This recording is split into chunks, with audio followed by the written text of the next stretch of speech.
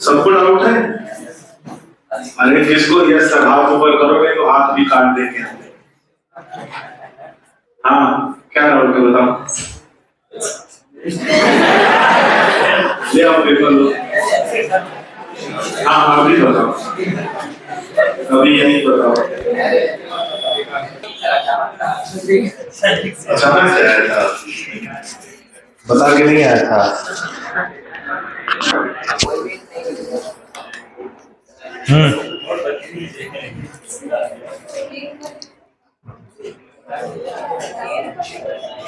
हाँ बेटा किस क्वेश्चन में डाउट है?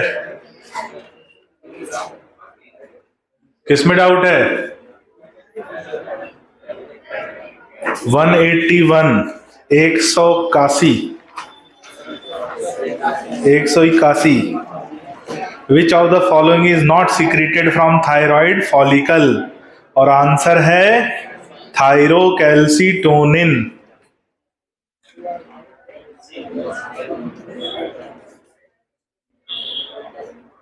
तीसरा आंसर की में क्या दिया है?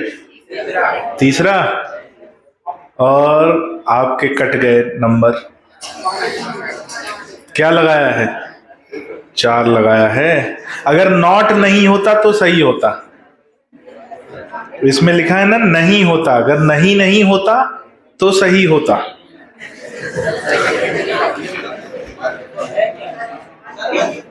हाँ तब से क्या पूछ रहा हूं क्या डाउट है। तो 153। अब तुम लोग जितने गलतियां की होंगी ना वो सब तुम पूछोगे, क्योंकि उनमें सब में डाउट होगा।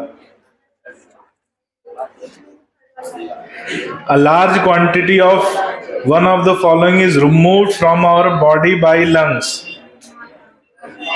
एनसीईआरटी में लिखा है CO2। एनसीईआरटी में लिखा है CO2, और हमने लिखा है कि CO2 के साथ वाष्प भी जाता है, लेकिन वाष्प कम अमाउंट में जाता है। पूछ रहा है large amount CO2 only. Answer में क्या दिया है?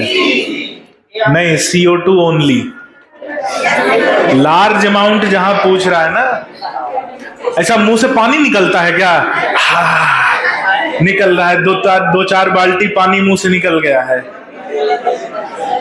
CO2 only. ऑप्शन बेटा कंफ्यूज करने के लिए दिया है। CO2 ओनली पहला आएगा। 169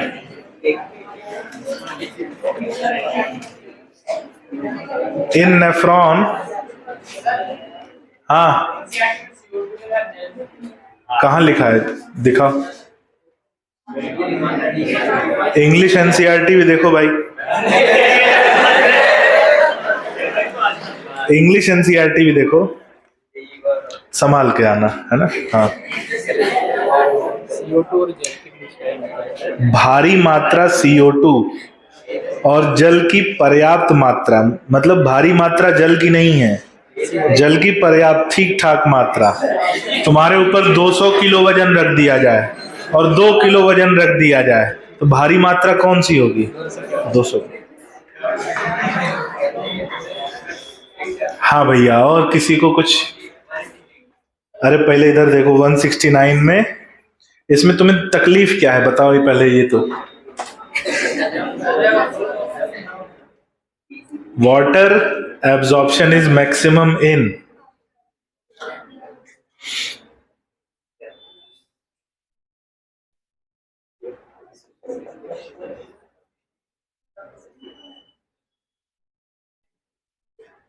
तुमने क्या लगाया? 4। आंसर है ए। भाई डीसीटी में बची हुई मात्रा का अधिकांश भाग।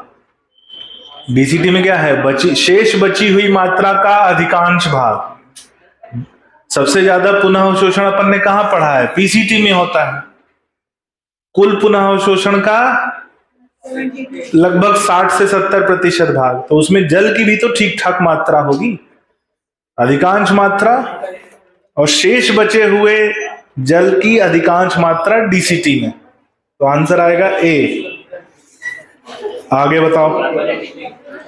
183 पेपर में डाउट है। Select an incorrect statement related to PTH.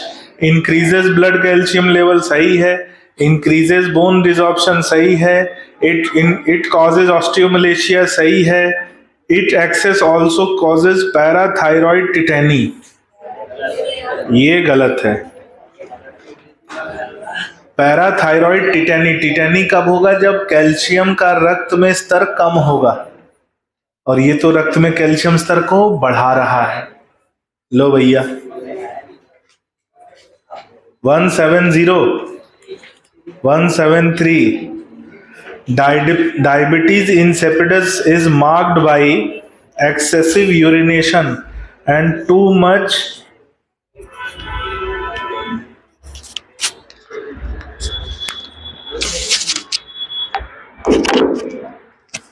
चलो डायबिटीज इंसिपिडस इज 173 ना, पिछले पेज पे है। Which of the following is incorrect about the reabsorption in renal tubules? Renal tubules में reabsorption के लिए कौन सा कथन गलत है? Reabsorption of water occur passively in the segment of initial segment of nephron.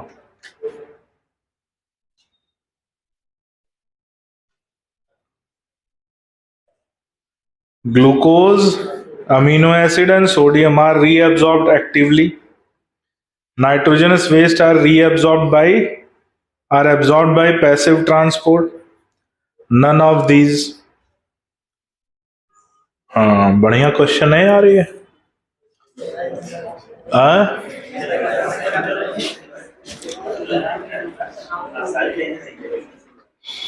इसमें भाषा का बहुत बड़ा रोल है इस क्वेश्चन में।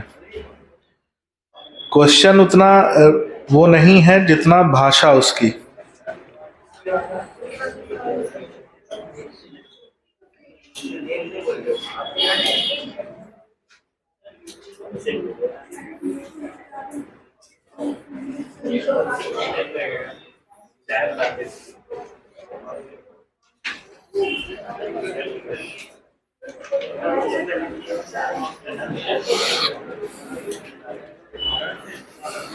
क्या दिया आंसर इसमें? डी।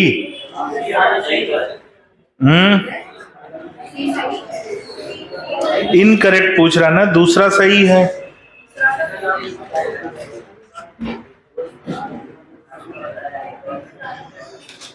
जल की सांद्रता जब तक दोनों तरफ की सांद्रता बराबर ना हो जाए तब तक पैसिव रीअब्जॉर्प्शन होता है। ये होली कौन खेला बे वहां?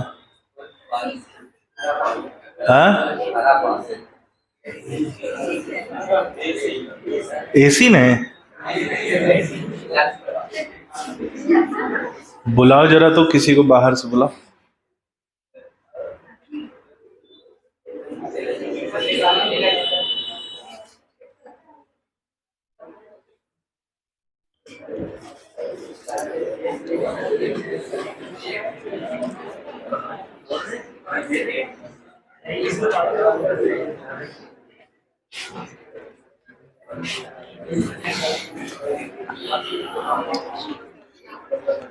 कोई नहीं। क्यों महेश, ये हरा रंग यहाँ कैसे दिख रहा है? इधर आओ, ये ऊपर देखो एसी के पास।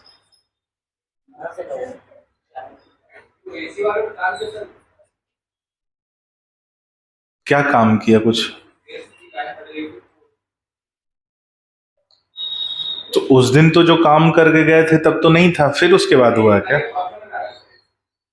अरे यार पिछली क्लास में लग गया था। ठीक है, नहीं लगा था। उनको बोलना होली अभी दूर है भाई। चलो पहला कथन सही है, नेफ्रॉन वाटर रीअब्जॉर्प्शन होता है। देखो इनिशियल का मतलब है, बोल रहा है कि नेफ्रॉन के शुरुआती भाग में जल का असक्रिय अवशोषण होता है, क्योंकि जल की सांद्रता छनित्र में ज्यादा है, तो अधिक सांद्रता से कम सांद्रता की तरफ जाएगा तो बिना ऊर्जा के जाएगा। दूसरा बोल रहा है ग्लूकोज, अमीनो अम्ल और सोडियम आयन का अवशोषण सक्रिय स्थानांतरण से होता है। ये भी बात सही है, क्योंकि ये एक तरह से अगर हम बोले तो पोषक तत्वों और अति आवश्यक तत्वों में आते हैं। तीसरा है nitrogenous waste are absorb by passive transport. Nitrogenous waste उनकी भी मात्रा छनित्र में अधिक है, उनकी भी मात्रा क्या है, छनित्र में अधिक है, तो उसका भी जो अवशोषण हो रहा है यूरिया का, यूरिया आता है डीसीटी से, कलेक्टिंग डक्ट से, तो वो भी कैसे आता है, उसमें भी ऊर्जा खर्च नहीं होती। तो आंसर जाएगा नन ऑफ दीज, डी। बेहतरीन क्वेश्चन है, नंबर काटने वाला है, वैसी की वैसी ही लाइन दी है। चलिए भाई आगे बताओ। बस कितने लोगों के 45 सही हैं? कितने लोगों के 45 सही हैं? हम खुश हो गए, हमने कहा 45 सही, तो कह रहे हैं सर 170। अरे 170, 170, क्वेश्चन नंबर 170 पे आ जाओ। A deficiency of ADH can induce diabetes insipidus in which, पहला सही है, दूसरा गलत है,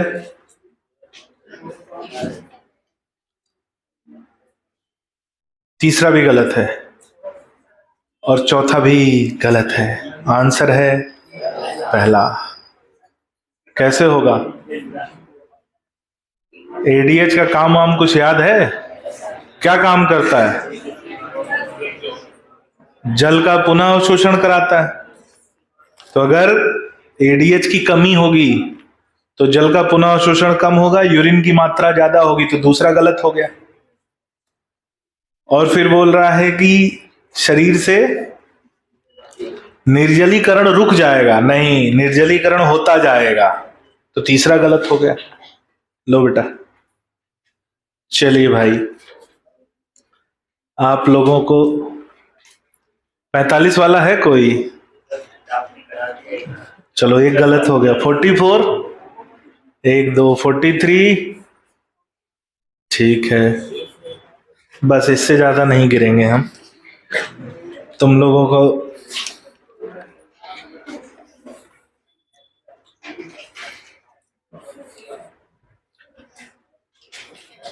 अगले साल पेपर की जो क्रियाशैली है वो बदलने वाली है। तो बदलने वाली है तो ऐसे क्वेश्चन आने की आदत डाल लीजिए, और ये आदत धीरे धीरे और बढ़ती जाएगी। मैंने बोला था कि ऑनलाइन हम लोग सेशन रखेंगे, वो कल होगा, है ना, कल breathing and exchange of gases, श्वसन, और 100 क्वेश्चन रहेंगे बाइलिंगुअल, हिंदी इंग्लिश दोनों में, एक तरफ इंग्लिश एक तरफ हिंदी, जैसे पेपर में आता है। एक बार में एक क्वेश्चन सामने आएगा। तो आप लोग पढ़ तो लिए ही होंगे breathing and exchange of gases, नहीं पढ़ा है तो रिवाइज कर लीजिएगा, नहीं पढ़ा है तो फिर बैठिएगा, क्या करना है, आगे की टॉपिक का इंतजार करिएगा। तो कल हम लोग शाम में रखेंगे। शाम का मतलब, शाम का मतलब यार वही 7 साढ़े 7 8 बजे करीब, तो हमारे लिए तो शाम ही है। अब तुम लोग के चक्कर में हमको जागना पड़ेगा देर तक, नहीं तो हम तो 9 बजे सोने वाले व्यक्ति हैं। देखना आंखें न बंद हो जाए पढ़ाते पढ़ाते, है ना।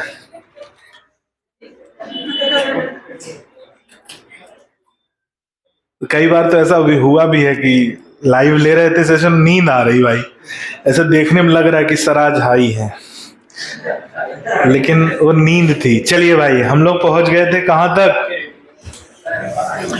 अरे कुछ लिखा पढ़ा है? आखिरी पॉइंट क्या पढ़ा लिखा है? अरे तुम लोग कुछ भी बोलते हो यार, दो कॉपी दो इधर।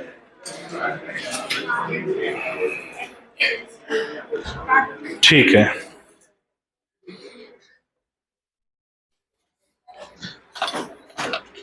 कॉपी बंद करेंगे।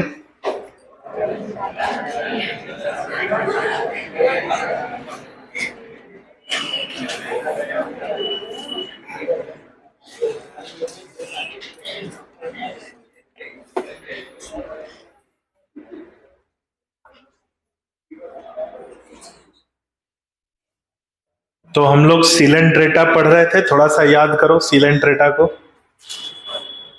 कॉपी खोल के मत याद करना, थोड़ा सा घुटने पे जोर डालेंगे। सीलेंट्रेटा क्या क्या पढ़ा अभी तक? ये ऐसे जंतु हैं जो जलीय आवास में पाए जाते हैं और अधिकांश खारे जल में और कुछ स्वच्छ जल में होते हैं। इनमें आर्य समिति पाई जाती है, द्विस्तरीय होते हैं, ऊतक स्तर का संगठन होता है, एसिलोमेट होते हैं। ये सब पढ़ा था अपन ने, पढ़ा था कि नहीं? अंध्र कक्ष शारीरिक विन्यास पाया जाता है और इनका शरीर दो स्वरूप का होता है, या तो बेलनाकार शरीर जिसे कहते हैं पॉलिप, या फिर छाते के आकार का होता है जिसे कहते हैं मेडुसा। हाँ, एक और बात ध्यान से सुन, ये जो वीडियो अपलोड करते हो ना तो उसमें फिल्टर मत लगाया करो, ठीक है? हाँ, ऐसा लगाया था, बोर्ड पे कुछ दिख ही नहीं रहा था, मैं एकदम सफेद दिख रहा हूं, बोर्ड जैसा है वैसा ही अपलोड किया करो, मत बढ़ाया करो ब्राइटनेस, ये और ब्राइट हो जाएगा, कुछ दिखेगा नहीं, है ना? तो इतना ब्राइटनेस बढ़ा दिया कि हम अलग ही दिख रहे थे और बोर्ड दिख ही नहीं रहा था, तो मत किया करो, जैसा रहा करे एकदम नेचुरल वैसा ही जाने दिया करो, ठीक है? हाँ भाई, तो हमने बोला क्या कि दो तरह का शारीरिक विन्यास, बेलनाकार जो शरीर है उसे बोलते हैं पॉलिप, और छाते के आकार को जो है उसे बोलते हैं मेडुसा। अब पॉलिप का उदाहरण मिलता है हाइड्रा, हाइड्रा जो कि स्वच्छ जलीय होता है। कैसा होता है? स्वच्छ जलीय। तो जो हमने पढ़ा था ना, अधिकांश स्वच्छ जलीय और कुछ खारे जल में, तो उसमें उदाहरण मिलता है हाइड्रा। अब जो पॉलिप होते हैं वो अलैंगिक जनन करते हैं। कौन सा जनन? अलैंगिक जनन। और जो मेडुसा होते हैं वो लैंगिक जनन करते हैं। तो पॉलिप में पाया जाता है अलैंगिक जनन और मेडुसा में पाया जाता है लैंगिक जनन। लेकिन वहीं कुछ ऐसे भी हैं जिनमें दोनों क्रियाएं पाई जाती हैं, पॉलिप और मेडुसा। अब वो क्या करते हैं जिनमें दोनों क्रियाएं पाई जाती हैं? तो भाई उनमें पॉलिप स्वरूप जब होता है तो वो अलैंगिक जनन करके मेडुसा बनाते हैं, और मेडुसा जब होता है तो उनमें लैंगिक जनन से पॉलिप का निर्माण करते हैं। यानी एक पीढ़ी में पॉलिप होता है, अगली पीढ़ी में मेडुसा होता है, उसके अगली पीढ़ी में पॉलिप होता है। इसे बोलते हैं अल्टरेशन ऑफ जेनरेशन या मेटाजेनेसिस। क्या बोलते हैं? अल्टरेशन ऑफ जेनरेशन, यानी एक पीढ़ी छोड़कर इनका शारीरिक स्वरूप पाया जाता है। और उदाहरण पढ़ा था ओबेलिया। फिर हमने बोला कि इनके शरीर में स्पर्शक पाए जाते हैं, और वो स्पर्शक जो है, जो पॉलिप होते हैं, पॉलिप में क्या है भाई? ऊपर की तरफ होते हैं, और जो मेडुसा है उनके शरीर में नीचे की तरफ है। इनमें हमने बोला कि मुख द्वार पर एक छिद्र होता है जिसे हाइपोस्टोम कहते हैं। क्या बोलते हैं? हाइपोस्टोम। और अंदर एक गुहा होती है, और उस गुहा को बोलते हैं गैस्ट्रोवेस्कुलर कैविटी। लिखा है ना, गैस्ट्रोवेस्कुलर कैविटी। और ये शारीरिक गुहा नहीं है, ये आहार नाल की तरह काम करती है, और जिसके कारण इनमें पाचन, अंतरकोश की पाचन और अंतराकोश की पाचन दोनों पाया जाता है। कौन कौन सा? अंतरकोश की और अंतराकोश की। एक और बात बोली कि हमने इसमें जो है दंश कोशिकाएं पाई जाती हैं। दंश कोशिकाएं मतलब डंक मारने वाली कोशिकाएं पाई जाती हैं, और उन दंश कोशिकाओं को बोलते हैं नीडोब्लास्ट। क्या बोलते हैं? नीडोब्लास्ट। तो इनके शरीर में जो एक बेलनाकार संरचना है जो हमने हाइड्रा में देखी थी, उसे बोलते हैं सीलेंट्रॉन, और इसलिए इनका नाम पड़ा सीलेंट्रेटा। और दंश कोशिकाएं पाई जाती हैं जिन्हें कहते हैं नीडोब्लास्ट, और इसलिए इनका नाम पड़ा निडेरिया। तो दंश कोशिकाओं का पाया जाना सीलेंट्रेटा का विशेष और प्रमुख लक्षण है, कॉन्ट्रास्टिंग कैरेक्टर है जो किसी और में नहीं मिलता। क्या कुछ दिक्कत जा रही? क्या ठीक कर लो, ठीक है? दंश कोशिकाएं पाई जाती हैं, क्या दिक्कत जा रही? तो उसने खुद से, बेचारे ने स्टैंड लाया, खुद से माइक मुझसे लिया है ना? मैं माइक थोड़ा महंगा आता है, तो बोला सर माइक हो, हमने कहा रुक जा मेरे पास है तो वो दे दूंगा, लेकिन संसाधन देखो, है ना, बीच में गायब हो जाता है कभी कभी, है ना? ठीक है, चलता है। चलिए, तो दंश कोशिकाओं में हमने बोला कौन सी कोशिका है, नीडोब्लास्ट। अब नीडोब्लास्ट में जो दंश भाग होता है उसे निमेटोसिस्ट या नेमा बोलते हैं, CNEMA, नेमा या निमेटोसिस्ट। और ये केवल एक बार डंक मारती हैं और इनमें पाया जाता है एक विषैला पदार्थ हिप्नोटॉक्सिन, जो कि न्यूरोटॉक्सिक है, तंत्रिका तंत्र को प्रभावित करता है और जो शिकार है उसको लकवाग्रस्त कर देता है, पैरालिसिस कर देता है। इन दंश कोशिकाओं के 3 कार्य बताए थे। पहला, पकड़ बनाने में मतलब सहायता करती हैं, और दूसरा, अपने जो उनके परभक्षी जीव हैं उनसे सुरक्षा करते हैं, और शिकार करने में सहायक होते हैं। इतनी बात अपन ने पिछली क्लास में पढ़ ली थी, यही पढ़ा था ना। आगे बढ़िए, कॉपी खोलिए। नहीं, एक कोशिका एक बार मारेगी, फिर वो झड़ जाएगी, फिर वहां नई कोशिका आएगी। पाई तो इनमें लाखों करोड़ों जाते हैं, लेकिन एक कोशिका केवल एक बार दंश मारती।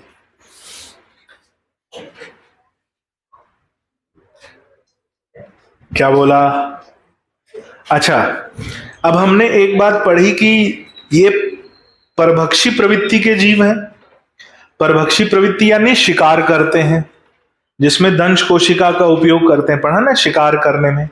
तो इनमें पोषण जो हमने बोला कि पाचन इनमें अंतरकोशिकी और अंतराकोशिकी दोनों होता है, पोषण इनमें सर्वाहारी होता है, जिसे होलोजोइक न्यूट्रिशन कहते हैं। तो लिख लो, इनमें होलोजोइक न्यूट्रिशन,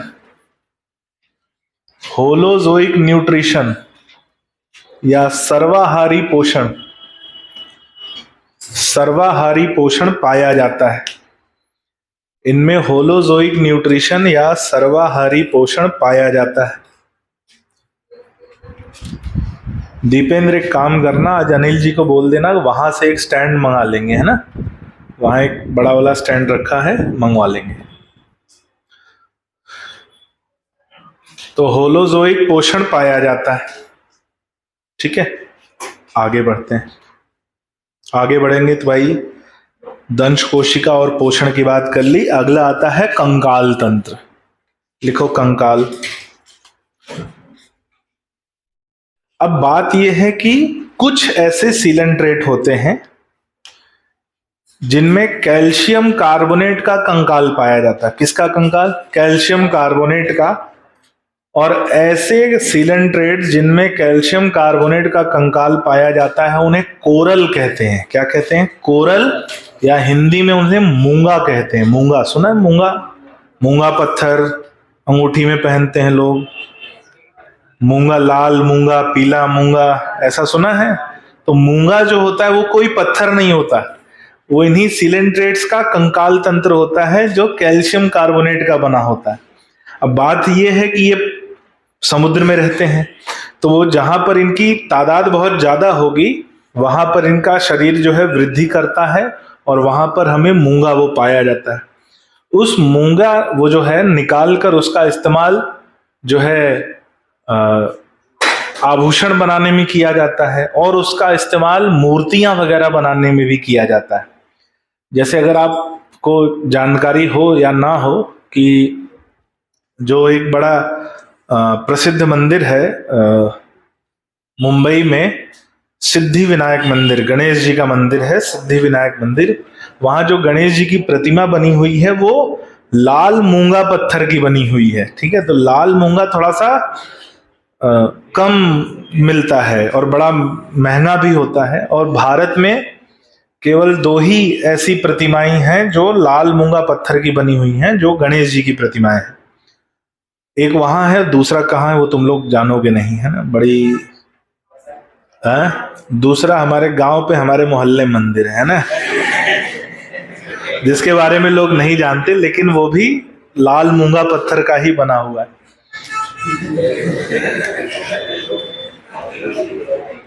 अच्छा, वो मंदिर भी करीब सैकड़ों साल पुराना है, आज का नहीं है, सैकड़ों साल पुराना मंदिर है। जो पहले के राजा महाराजा थे उनने वो मंदिर बनवाया, हमारे पूर्वज जो थे, है ना। चलो भाई आगे बढ़ते हैं। तो होलोजोइक पोषण, ये भी लिख लो कि कुछ जंतुओं में कैल्शियम कार्बोनेट, कुछ जंतुओं में कैल्शियम कार्बोनेट, कुछ जंतुओं में कैल्शियम कार्बोनेट का बना हुआ कंकाल पाया जाता है। कैल्शियम कार्बोनेट का बना हुआ कंकाल पाया जाता है तथा इन्हें कोरल्स कहते हैं, तथा इन्हें कोरल्स कहते हैं, तथा इन्हें कोरल्स कहते हैं। अब ध्यान से सुनना, पानी के अंदर समुद्र में जहां पर कोरल्स की तादाद ज्यादा होती है, किसकी तादाद? कोरल्स की तादाद ज्यादा होती है, वहां इकोसिस्टम ज्यादा स्वस्थ माना जाता है, क्योंकि जितना ज्यादा कोरल्स होंगे वहां मछलियों के छुपकर रहने की उनके लिए आवास ज्यादा रहेगा, क्योंकि इन्हीं कोरल्स के अंदर मछलियां छुपकर रहती हैं। तो जहां कोरल्स ज्यादा होंगे वहां मछलियां ज्यादा होंगी और वो इकोसिस्टम ज्यादा स्वस्थ माना जाएगा, ज्यादा स्थिर माना जाएगा। और जहां कोरल्स की संख्या ज्यादा होती है ऐसे स्थान को कोरल रीफ कहते हैं। क्या बोलते हैं? Coral reef. कई बार कोरल्स का जो एकत्रण है इतना ज्यादा हो जाता है कि उनके ऊपर मिट्टी वगैरह जमा होके वो पूरा एक द्वीप बन जाता है। क्या बन जाता है? द्वीप। और जो द्वीप इतना बड़ा हो जाता है कि उस पे लोग रहते हैं, तो इन्हीं के कंकाल एकत्रित होकर कोरल आइलैंड्स कहते हैं उन्हें। क्या बोलते हैं? Coral islands. वो पृथ्वी के भूभाग से बने हुए आइलैंड नहीं है, वो द्वीप पृथ्वी से नहीं बने हैं, इन्हीं कोरल्स के कंकाल के एकत्रित होने से वो आइलैंड बने हैं, जहां पर अब पेड़ पौधे, लोग रहते हैं, गांव है, शहर है, एयरपोर्ट बना हुआ है, देश पूरा है। और ऐसे आइलैंड्स को कोरल आइलैंड्स कहते हैं। अगर आपने नाम सुना होगा मालदीव्स, सुना है? मालदीव्स या लक्षद्वीप सुना होगा, तो ये कोरल आइलैंड्स होते हैं जिनकी जमीन के नीचे क्या उपस्थित है? कोरल्स के ही ऊपर वो द्वीप बना हुआ है। तो ये भी लिख लो कि इनके बाह्य कंकाल, इनके बाह्य कंकाल आभूषण, आभूषण मूर्तियां, आभूषण मूर्ति इत्यादि बनाने में, आभूषण मूर्ति इत्यादि बनाने में उपयोग किए जाते हैं। आभूषण मूर्ति इत्यादि बनाने में उपयोग किए जाते हैं एवं कंकाल के एकत्रण से द्वीप भी बनते हैं।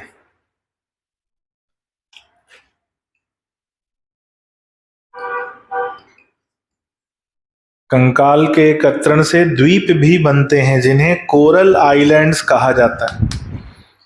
द्वीप भी बनते हैं जिन्हें कोरल आइलैंड्स कहा जाता है। क्या कहा जाता है? कोरल आइलैंड, जिन्हें कोरल आइलैंड कहा जाता है। ठीक है, अगला पॉइंट लिखो।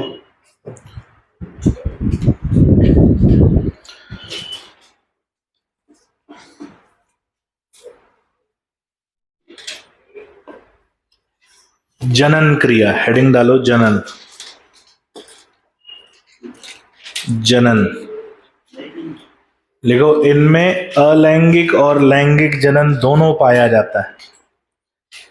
इनमें अलैंगिक और लैंगिक जनन दोनों पाया जाता है। अलैंगिक और लैंगिक जनन दोनों पाया जाता है। पहला लिखो अलैंगिक जनन।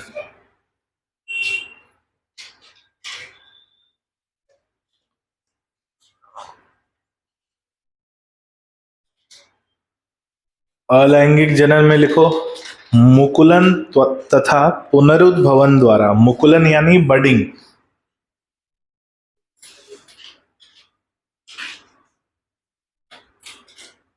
मुकुलन और पुनरुद्भवन द्वारा। उदाहरण लिख लेना हाइड्रा। क्या उदाहरण लिखोगे? हाइड्रा। और ब्रैकेट में ना स्वच्छ जलीय, स्वच्छ जलीय। हाइड्रा और ब्रैकेट में लिखेंगे स्वच्छ जलीय।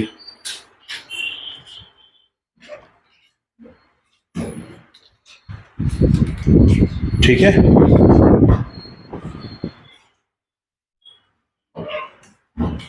दूसरा लिखो लैंगिक जनन।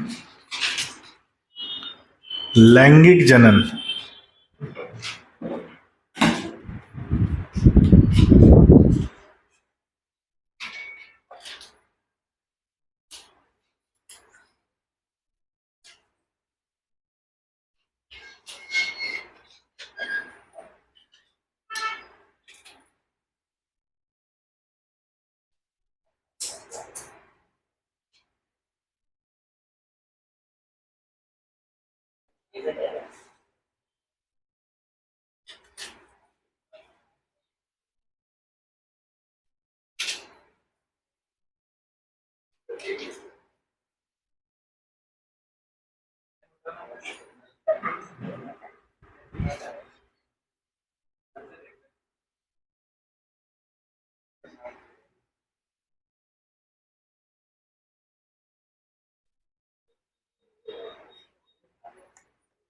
लिखो।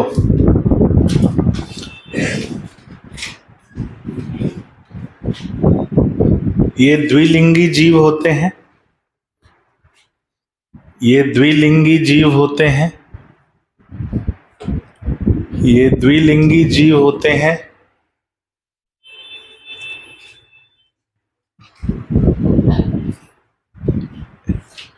इनमें दोनों युग्मक का निर्माण, इनमें दोनों युग्मक का निर्माण एक ही शरीर में पाया जाता है।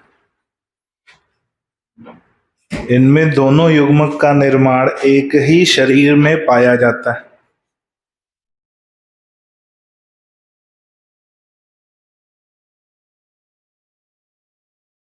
दोनों युग्मक का निर्माण एक ही शरीर में पाया जाता है। अगला पॉइंट, इनमें बाह्य निषेचन, इनमें बाह्य निषेचन,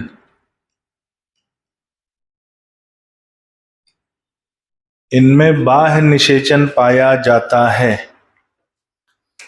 इनमें बाह्य निषेचन पाया जाता है, यानी निषेचन क्रिया शरीर के बाहर होती है। पॉरीफेरा में क्या पढ़ा था? अंतः निषेचन। सिलेंट्रेटा में बाह्य निषेचन। इनमें बाह्य निषेचन पाया जाता है।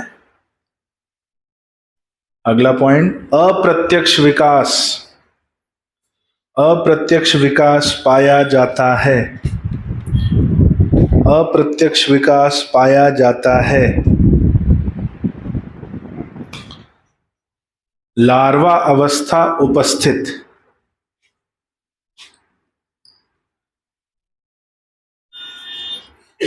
लार्वा अवस्था उपस्थित, लार्वा अवस्था उपस्थित। लिखो, इनमें दो लार्वा, इनमें दो लार्वा प्लानुला और इफाइरा, इनमें दो लार्वा प्लानुला और इफाइरा,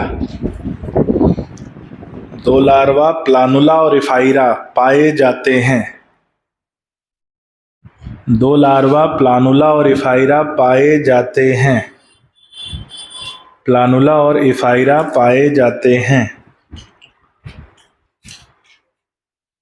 तो अप्रत्यक्ष विकास होता है, यानी मेटामॉर्फोसिस पाया जाता है, इनडायरेक्ट डेवलपमेंट है, लार्वा अवस्था उपस्थित है और दो लार्वा प्लानुला और इफाइरा। लिखो सामान्य उदाहरण। सामान्य उदाहरण में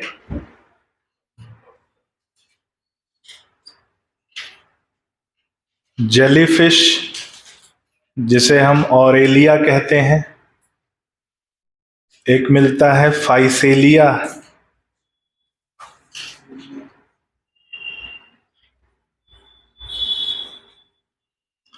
जिसका नाम है पोर्चुगीज मैन ऑफ वॉर। फिर कोरल्स बात कर लें, कोरेलियम, कोरेलियम होता है लाल मूंगा, रेड कोरल। फिर आता है मैंड्रिना, मैंड्रिना जिसे बोलते हैं ब्रेन कोरल, ब्रेन कोरल। फिर आता है tubipora, tubipora, organ pipe coral, organ pipe coral, ठीक है। गॉर्गोनिया, गॉर्गोनिया को कहते हैं सी फैन, सी फैन, ठीक है। पेनेंटुला, पेनेंटुला जिसे कहते हैं सी पेन, ठीक है। फिर हमने हाँ एडमशिया, एडमशिया जिसे बोलते हैं सी एनिमोन, ठीक है। हाइड्रा जिसका नाम है हाइड्रा ओलिगैक्टिस, हाइड्रा ओलिगैक्टिस पूरा नाम है। ओबेलिया भी इसका एक उदाहरण है। और क्या बच गया? बस इतना उदाहरण याद रख लेना। हाँ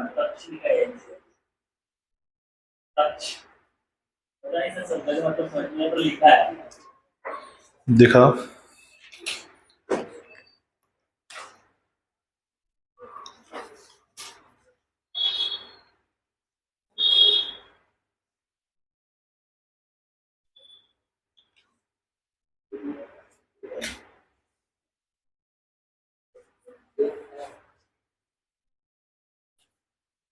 इधर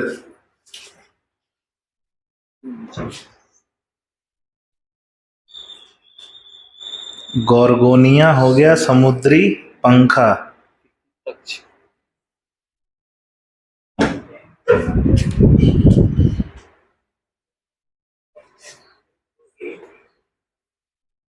कुछ नहीं है वो। हाँ उसको काट दो, ठीक है। ये सामान्य उदाहरण अपने को नोट करना है और याद भी करना है। जैसे आपको पॉरीफेरा के फाइलम मतलब याद हो गए होंगे उदाहरण, है ना, हो ही गए होंगे। सामान्य लक्षण वाले भी आपको एकदम रट गए होंगे, एकदम स्मृति में 24 घंटे रहते होंगे। चलो अगला फाइलम हेडिंग डालो।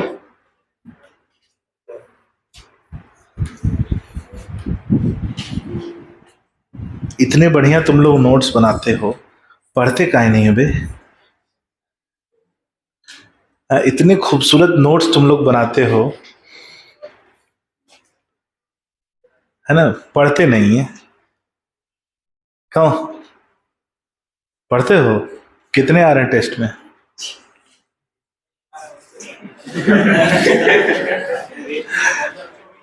अरे तो हम तुमसे पूछ रहे हैं ना। तुम ये राजनीतिक पार्टियों जैसे क्यों जवाब दे रहे हो? जैसे बोला गया कि आपके 10 साल के राज्य में विकास नहीं हुआ, बोले 50 साल देखो तुम जाके। भाई हम तुम्हारी बात कर रहे हैं, तुम दूसरों की बात कर रहे हो। पुर्तगाली युद्ध मानव नाम है इसका, Physalia Portuguese man of war. समझने की जरूरत नहीं, बस क्या समझोगे। चलिए भाई आगे बढ़े।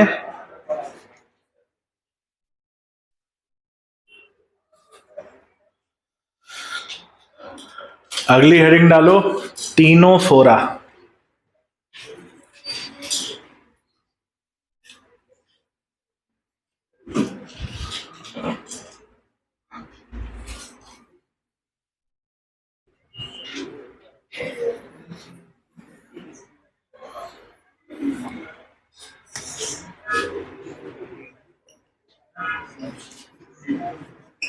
चलो ध्यान से सुनो। टीनोफोरा फाइलम के जो जीव हैं, इनका शरीर भी जेलीफिश के समान होता है, जेली जैसा शरीर होता है। जैसे जेलीफिश था वैसे ही टीनोफोरा फाइलम के जंतुओं का भी शरीर होता है। तो अगर इसका शरीर भी जेलीफिश जैसा है तो इसको सिलेंट्रेटा में ही रखना था। किसमें रखना था? सिलेंट्रेटा में। इसको अलग क्यों रखा? क्योंकि जेली जैसा शरीर है लेकिन इनमें दंश कोशिकाएं नहीं पाई जाती। क्या नहीं पाई जाती? तो सिलेंट्रेटा में दंश कोशिकाएं उपस्थित थी, इसलिए उसका नाम था निडेरिया।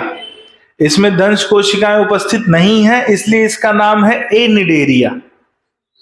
क्या नाम है? एनिडेरिया। तो इसका नाम जो पड़ा है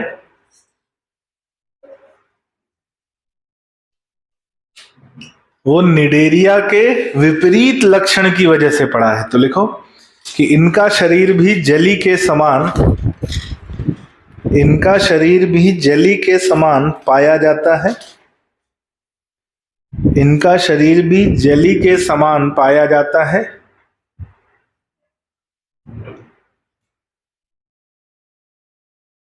तथा इनमें दंश कोशिकाएं नहीं पाई जाती। जली के समान पाया जाता है तथा इनमें दंश कोशिकाएं नहीं पाई जाती, तथा इनमें दंश कोशिकाएं नहीं पाई जाती, और इसलिए इन्हें एनिडेरिया भी कहा जाता है। और इसलिए इन्हें एनिडेरिया भी कहा जाता है। दंश कोशिकाएं नहीं पाई जाती और इसलिए इन्हें एनिडेरिया भी कहा जाता है।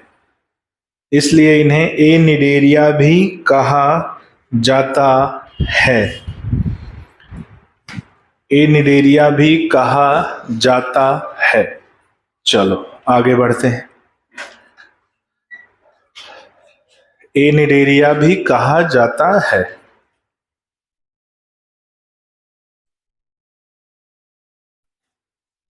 शरीर तो हमने बता दिया कैसा है, जली के समान।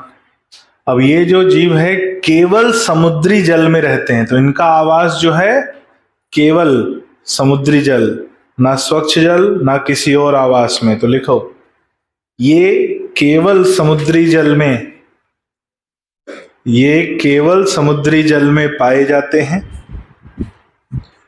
ये केवल समुद्री जल में पाए जाते हैं।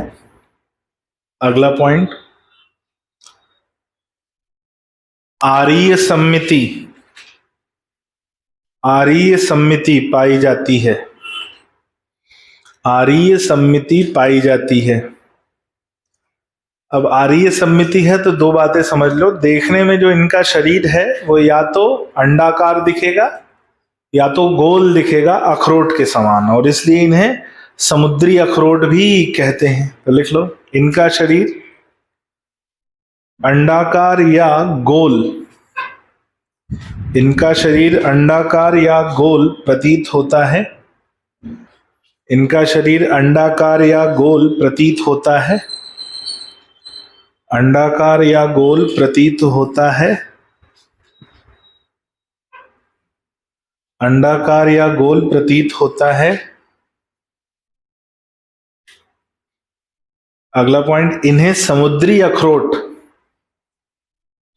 इन्हें समुद्री अखरोट, सी वॉलनट,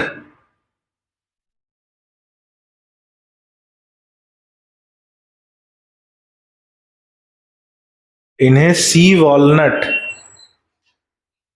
या सी गूसबेरीज, सी वॉलनट या सी गूसबेरीज भी कहा जाता है। सी वॉलनट समुद्री अखरोट, सी गूसबेरी, गूसबेरी किसको कहते हैं मालूम? हाँ, आंवले को इंडियन गूसबेरी कहा जाता है। आंवला भी होता है और भी कई फल हैं जो बेरी रूप में पाए जाते हैं। गूसबेरी इंडिया में नहीं मिलता, इंडिया में बेरी के नाम पे आंवला ही मिलता है, जिसे इंडियन गूसबेरी कहते हैं। तो ऐसे ही नाम याद कर लो, इन्हें सी गूसबेरीज कहते हैं।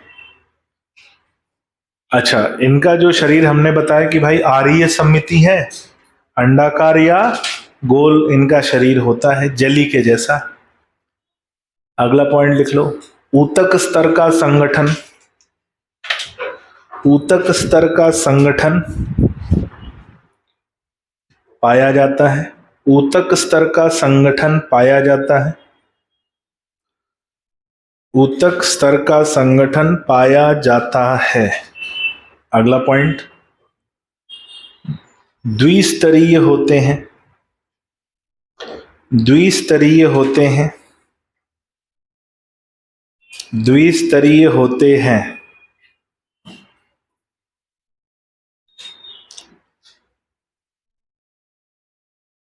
अगला पॉइंट, एसीलोमेट, द्विस्तरीय होते हैं एसीलोमेट, यानी इनमें भी शारीरिक गुहा नहीं होती।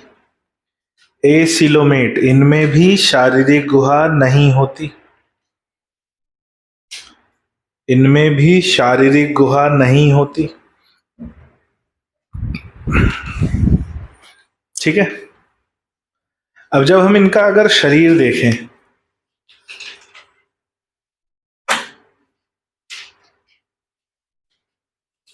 तो इनके शरीर पर ऐसा गोल शरीर होता है और कंघी के जैसी, किसके जैसी? कंघी के जैसी इनमें प्लेट्स पाई जाती हैं, जिन्हें कॉम प्लेट्स कहते हैं। क्या बोलते हैं? कॉम। कॉम यानी कंघी और प्लेट्स यानी प्लेट्स। तो कंघी के जैसी प्लेट्स पाई जाती हैं, जिन्हें कहते हैं कॉम प्लेट्स। ये क्या है? Comb plates. अच्छा, कुछ ऐसे भी होते हैं,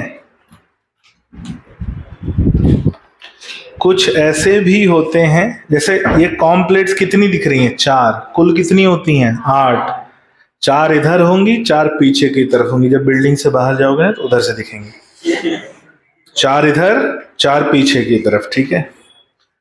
और इसके अलावा कुछ ऐसे भी होते हैं जिनमें टेंटिकल्स पाए जाते हैं, यानी स्पर्शक पाए जाते हैं। क्या पाए जाते हैं? टेंटिकल्स या स्पर्शक।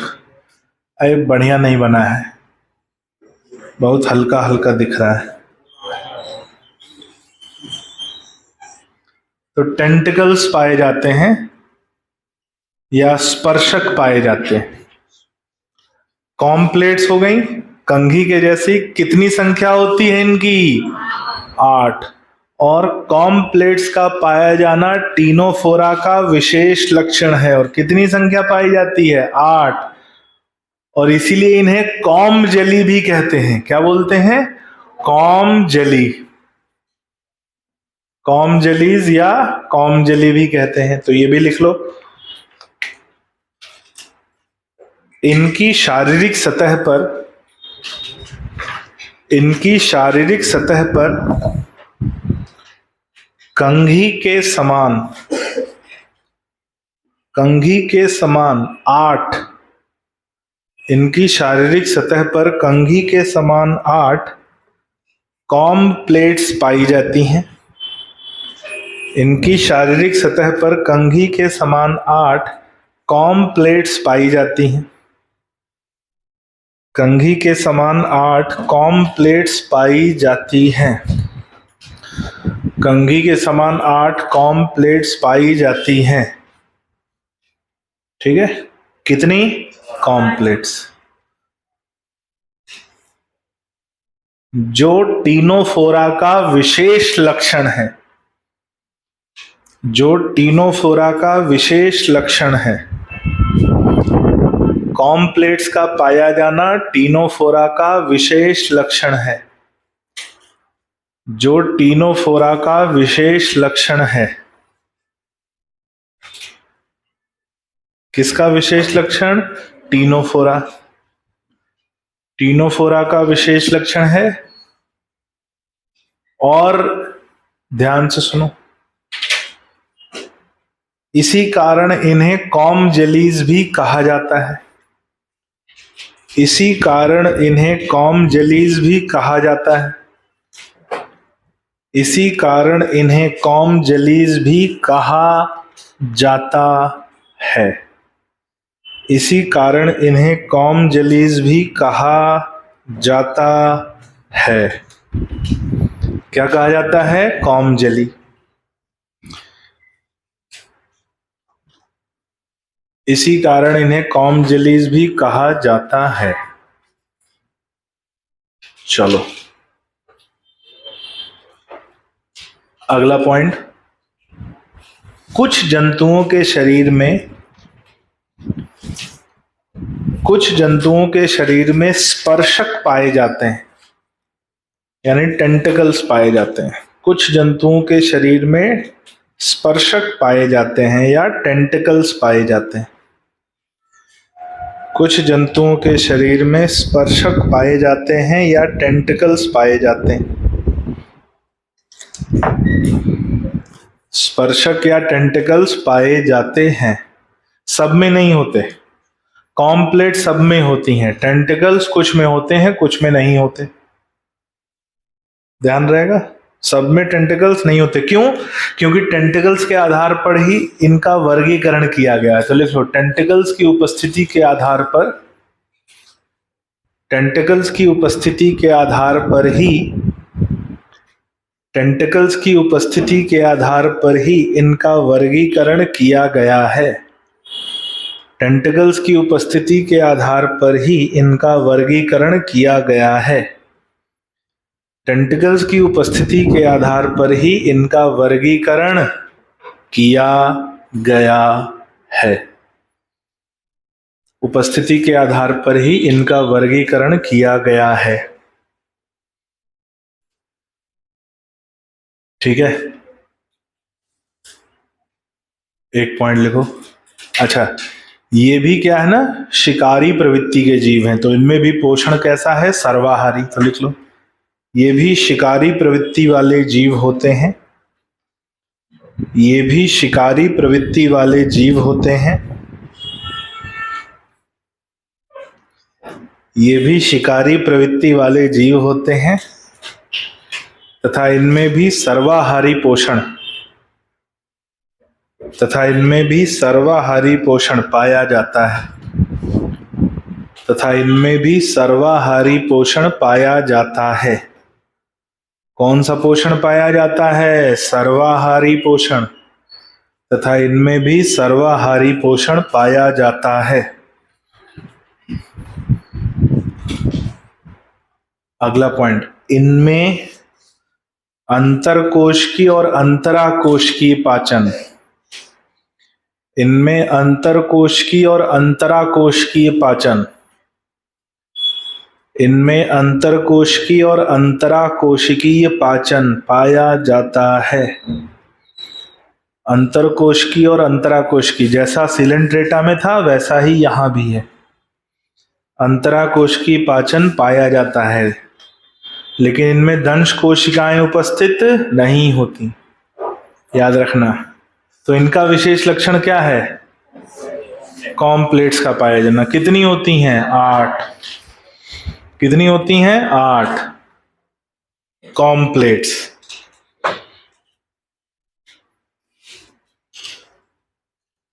अच्छा, एक खास बात इन जंतुओं की यह है कि ये प्रकाश उत्पन्न कर सकते हैं, यानी इनमें जो है ना लाइट एमिट करने की क्षमता पाई जाती है, जिसे बायोल्यूमिनेसेंस कहा जाता है। क्या बोला जाता है? बायोल्यूमिनेसेंस। तो लिखो, इनमें प्रकाश उत्पन्न करने की क्षमता,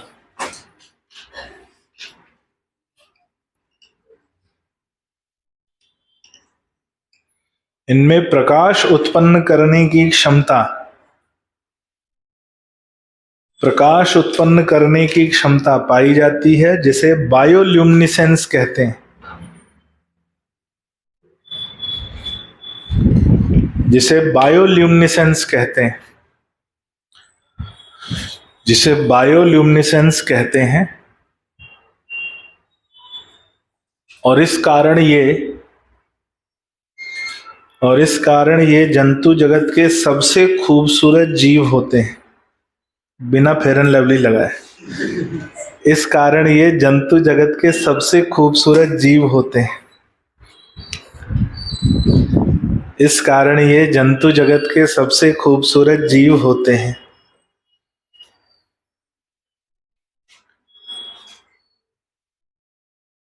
ठीक है, लेकिन एक बात याद रखना भाई, खूबसूरती हमेशा खतरनाक होती है। ठीक है, जैसे कहीं ऊंचे पहाड़ पे चले जाओ, बहुत खूबसूरत दिखता है। जरा सा पैर फिसल जाए,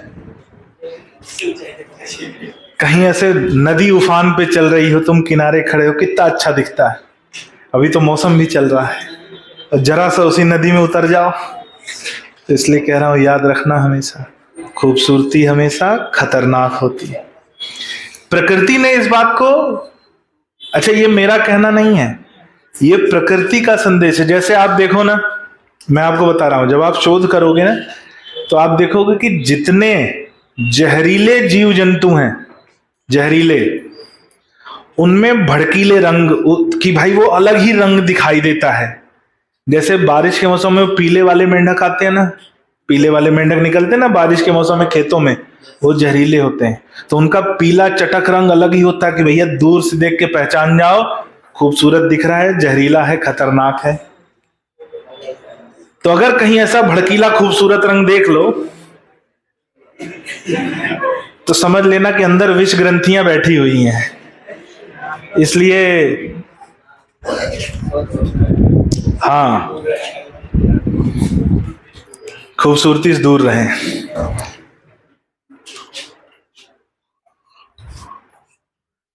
नहीं, ये प्रकृति का नियम है बेटा, मैं थोड़ी बोल रहा हूं, ना ना, ये प्रकृति का नियम है। और इस नियम को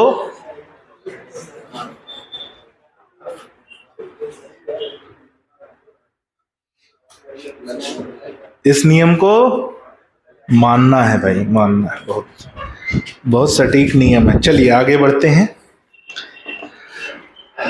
लिखो, इनमें केवल लैंगिक जनन पाया जाता है। इनमें केवल लैंगिक जनन पाया जाता है।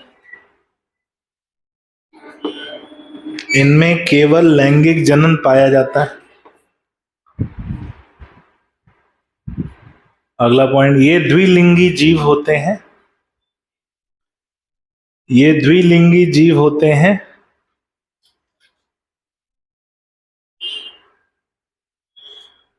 तथा नर और मादा अलग अलग नहीं पाए जाते। तथा नर और मादा अलग अलग नहीं पाए जाते। ये द्विलिंगी जीव होते हैं तथा नर और मादा अलग अलग नहीं पाए जाते। अगला पॉइंट, इनमें बाह्य निषेचन, इनमें बाह्य निषेचन पाया जाता है।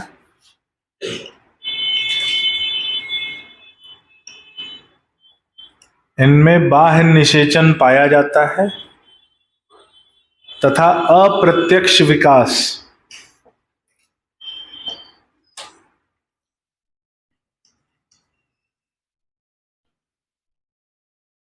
तथा अप्रत्यक्ष विकास पाया जाता है। अप्रत्यक्ष विकास पाया जाता है। अप्रत्यक्ष विकास पाया जाता है। लार्वा अवस्था उपस्थित। अप्रत्यक्ष विकास पाया जाता है, लार्वा अवस्था उपस्थित। लार्वा अवस्था उपस्थित होती है। लार्वा उपस्थित है भाइयों, और लार्वा का नाम क्या है? सीडिपिड लार्वा। लार्वा अवस्था उपस्थित, ब्रैकेट में ना, सीडिपिड लार्वा। सीडिपिड लार्वा कभी पूछ दे तो याद रहना चाहिए, एनसीईआरटी में ये नाम नहीं लिखा है लेकिन लार्वा के बारे में जिक्र है। सीडिपिड लार्वा। लिखो उदाहरण,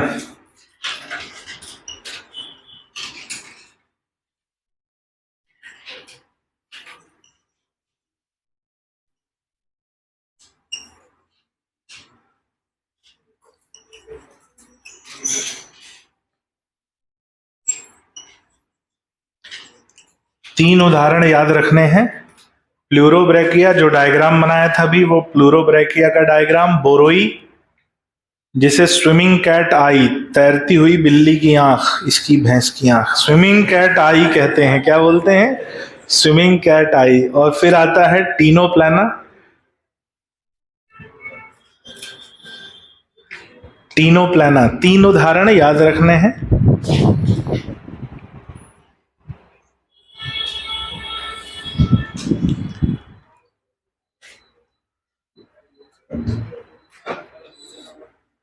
बोरोई, बोरोई, BOROE।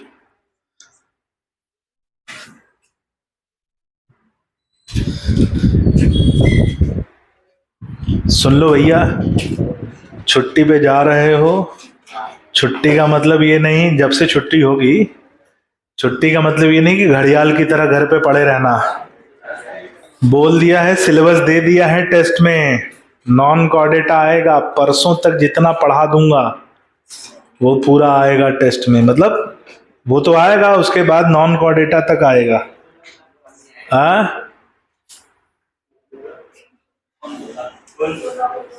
समझदार हो तुम।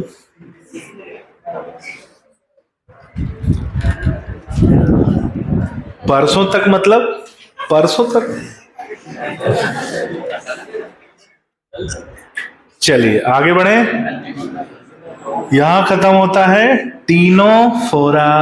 अगली हेडिंग डालिए, प्लेटी हेलिमेंथीज।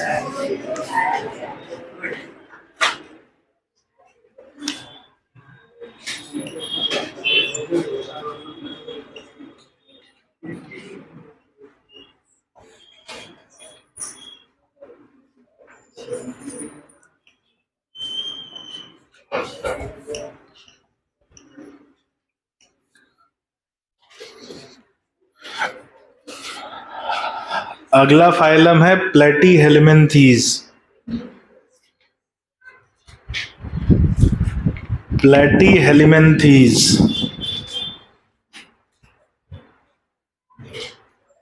क्या है? प्लेटी हेलिमेंथीज, जिन्हें चपटे कृमि या फ्लैट वॉर्म्स भी कहा जाता है। क्या बोलते हैं? चपटे कृमि या फ्लैट वॉर्म्स। अब फ्लैट वॉर्म क्यों बोलते हैं? क्योंकि ये चपटे होते हैं। चपटे मतलब इनका शरीर दो तरह से चपटा होता है, पृष्ठीय और अधर। तो उसे बोलते हैं डॉर्सो वेंट्रल। क्या बोलते हैं? पृष्ठीय और अधर सतह से चपटा होता है, जिसे डॉर्सो वेंट्रल कहा जाता है, और इसलिए इनका नाम पड़ा है फ्लैट वॉर्म। तो लिख लो, इन जंतुओं का शरीर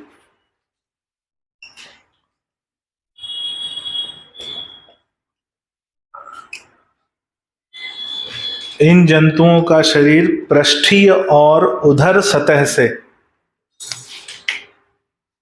इन जंतुओं का शरीर पृष्ठीय और उधर सतह से चपटा होता है, पृष्ठीय और उधर सतह से चपटा होता है। ब्रैकेट लिखना, डॉर्सो वेंट्रल। पृष्ठीय और उधर सतह से चपटा होता है। उधर की अधर? अधर सतह, अधर सतह से चपटा होता है, डॉर्सो वेंट्रल। डॉर्सो वेंट्रल, इसलिए इन्हें फ्लैट वॉर्म्स कहा जाता है। इसलिए इन्हें फ्लैट वॉर्म्स कहा जाता है।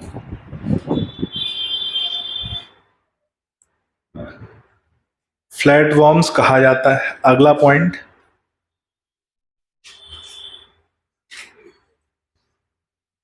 इस फाइलम के कुछ जीव जलीय होते हैं। इस फाइलम के कुछ जीव जलीय होते हैं तथा अधिकांश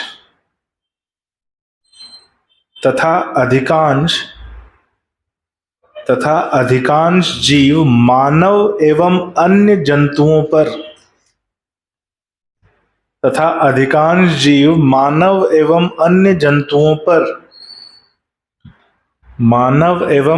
जंतुओं पर अंतःपरजीवी के रूप में, मानव एवं अन्य जंतुओं पर अंतःपरजीवी के रूप में पाए जाते हैं। मानव एवं अन्य जंतुओं पर अंतःपरजीवी के रूप में पाए जाते हैं। किसके रूप में? अंतःपरजीवी के रूप में पाए जाते हैं। एक उदाहरण दे रहा हूं, जितने भी फ्लूक और जितने भी टेपवॉर्म हैं वो सभी इसी फाइलम में आते हैं। तो लिखो, सभी फ्लूक एवं सभी टेपवॉर्म, सभी फ्लूक एवं सभी टेपवॉर्म इसी फाइलम में पाए जाते हैं। सभी फ्लूक एवं सभी टेपवॉर्म इसी फाइलम में पाए जाते हैं।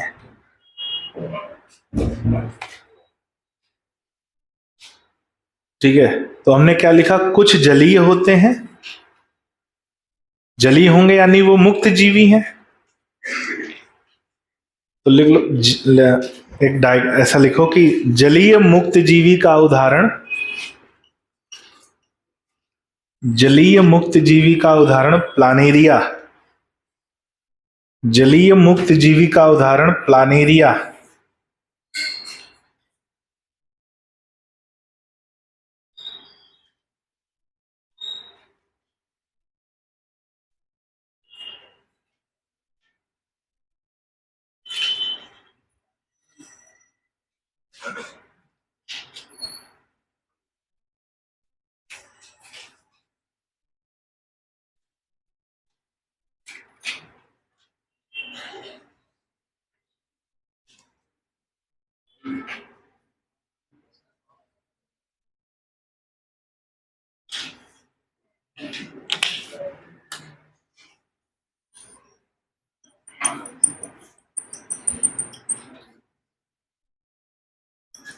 तो ये प्लानेरिया का डायग्राम है।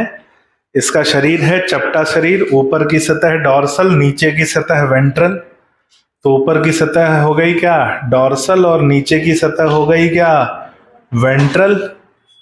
ठीक है, ये इनका सिर जैसा भाग है।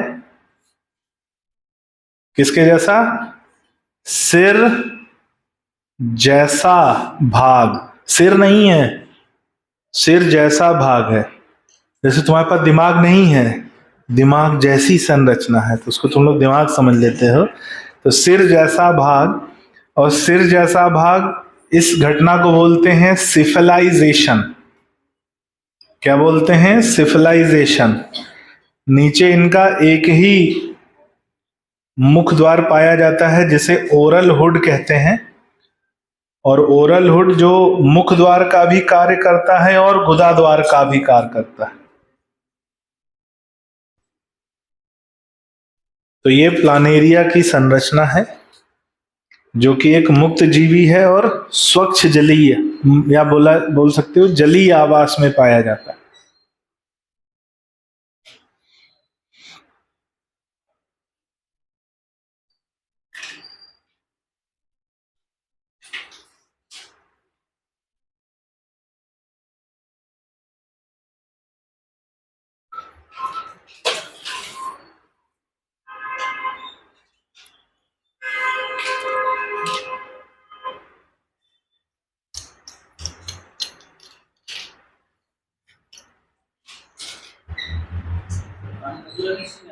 नहीं,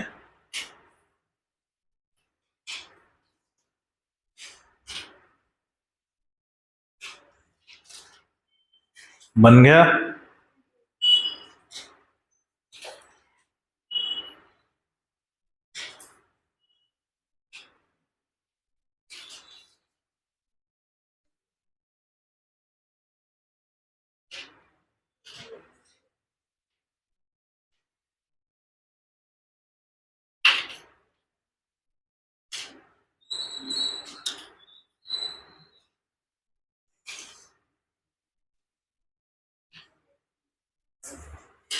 चलो भाई,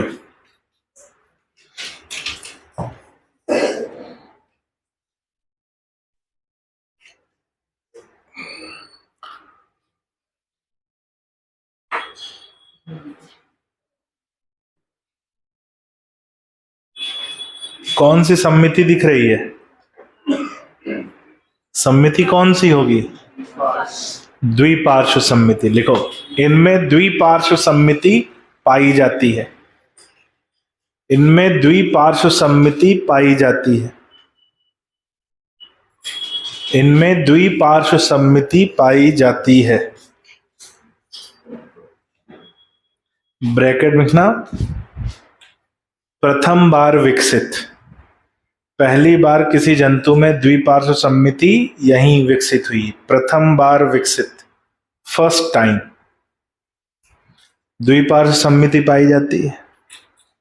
अगला पॉइंट लिखो, अंग स्तर का संगठन, यह भी पहली बार विकसित हो रहा है। अंग स्तर का संगठन कैसा संगठन है? अंग स्तर, यह भी पहली बार विकसित हो रहा है। ये त्रिस्तरीय होते हैं, मीजोडर्म भी पहली बार विकसित हो रहा है। ये त्रिस्तरीय होते हैं, ये त्रिस्तरीय होते हैं। कैसे होते हैं? त्रिस्तरीय, ये त्रिस्तरीय होते हैं। त्रिस्तरीय मतलब ट्रिप्लोब्लास्टिक, एक्टोडर्म, मीजोडर्म, एंडोडर्म तीनों उपस्थित होते हैं। क्या उपस्थित होती हैं? एक्टोडर्म, मीजोडर्म, एंडोडर्म तीनों, ये भी पहली बार विकसित हुआ। अच्छा, कुछ ऐसे हैं जिनमें अंग तंत्र स्तर का संगठन पाया जाता है, तो लिख लो, कुछ जंतुओं में अंग तंत्र स्तर का संगठन, कुछ जंतुओं में अंग तंत्र स्तर का संगठन, कुछ जंतुओं में अंग तंत्र स्तर का संगठन पाया जाता है। ये भी पहली बार विकसित हुआ। लिख लो, प्रथम बार विकसित, प्रथम बार विकसित कौन सा संगठन है? अंग तंत्र स्तर का संगठन। यह भी कैसे विकसित हो रहा है? पहली बार।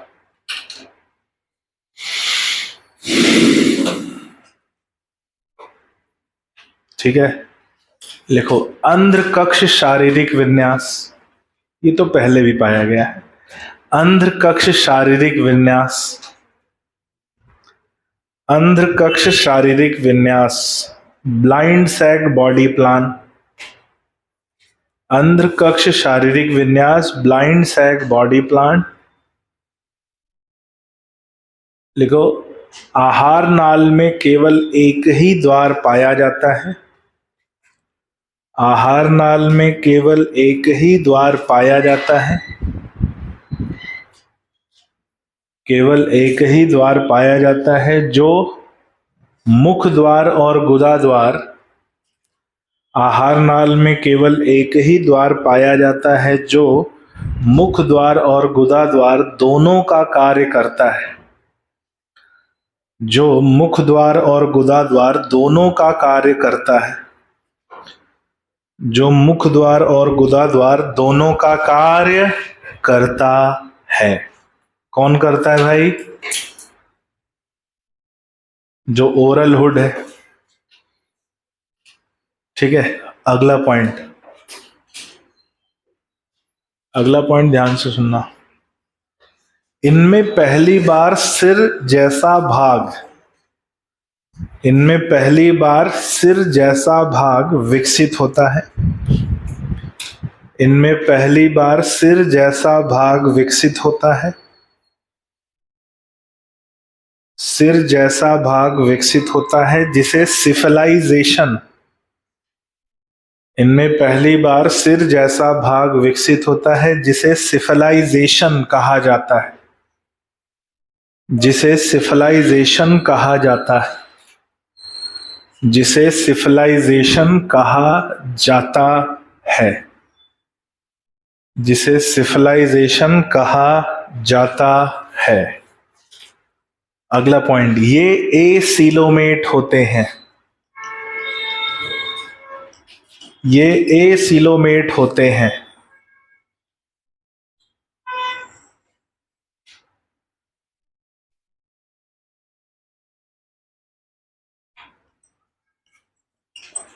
ये एसीलोमेट होते हैं। जैसे मान लो अगर मैं इसका शरीर अनुप्रस्थ काट में काट दूं तो ऐसा दिखेगा।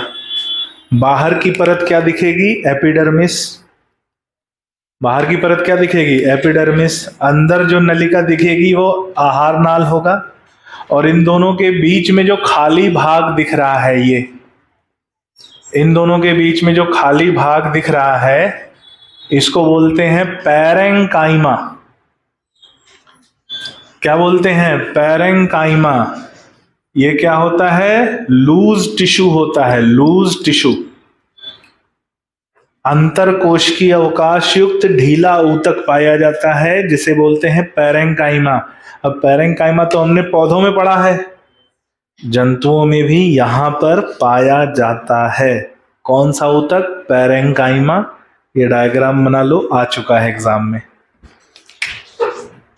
डायग्राम बनाएंगे। क्या लिखा अपन ने? ये एसीलोमेट होते हैं, यानी इनमें कहीं गुहा दिख रही क्या? ये तो आहार नाल हो गई। शारीरिक भित्ति में कोई गुहा है? नहीं। तो ये जो जगह है किसके बीच में? एपिडर्मिस और आहार नाल के बीच में, वहां ऊतक उपस्थित होते हैं और उस ऊतक को कहते हैं पैरेंकाइमा।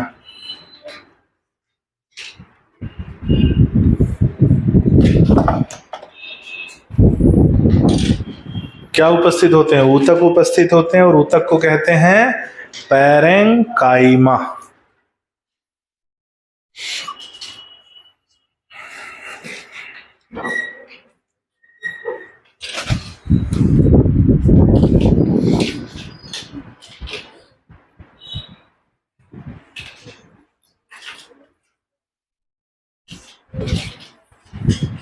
लिखो, इनकी शारीरिक भित्ति और आहार नाल के बीच, इनकी शारीरिक भित्ति और आहार नाल के बीच, शारीरिक भित्ति और आहार नाल के बीच ढीले ऊतक पाए जाते हैं, ढीले ऊतक पाए जाते हैं जिसे पैरेंकाइमा कहते हैं।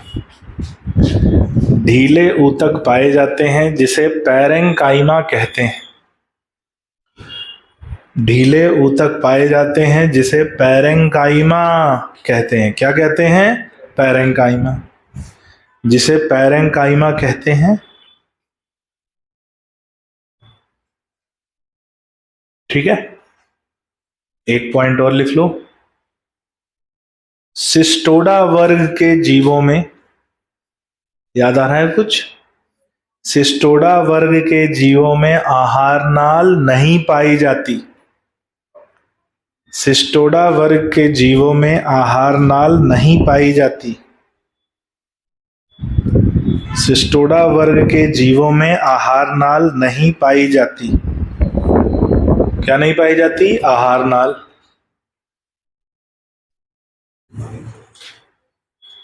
ठीक है,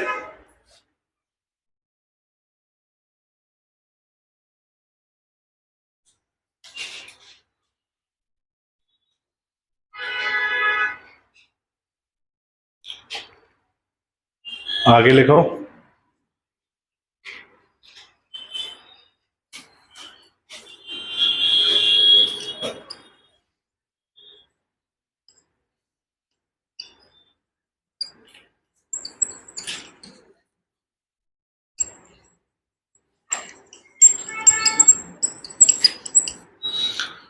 लिखो, उत्सर्जन के लिए,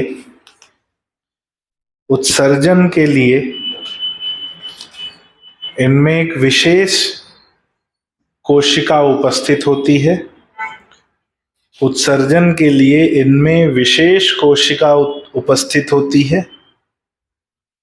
उत्सर्जन के लिए इनमें विशेष कोशिका उपस्थित होती है जिसे सोलेनोसाइट या फ्लेम सेल, जिसे सोलेनोसाइट या फ्लेम सेल, जिसे सोलेनोसाइट या फ्लेम सेल कहा जाता है, जिसे सोलेनोसाइट या फ्लेम सेल कहा जाता है, या ज्वाला कोशिका भी कहते हैं। लिख लो, या ज्वाला कोशिका कहा जाता है। ये ज्वाला कोशिका भी कहा जाता है इनको। लिखो, ये प्रोटोनेफ्रिडिया का उदाहरण है।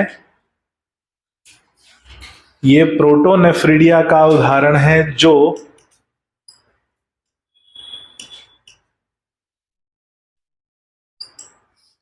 ये प्रोटोनेफ्रिडिया का उदाहरण है जो उत्सर्जन एवं जल संतुलन, जो उत्सर्जन एवं जल संतुलन जो उत्सर्जन एवं जल संतुलन दोनों के लिए, जो उत्सर्जन एवं जल संतुलन दोनों के लिए कार्य करती है, दोनों के लिए कार्य करती है, दोनों के लिए कार्य करती है। बस आज के लिए इतना काफी।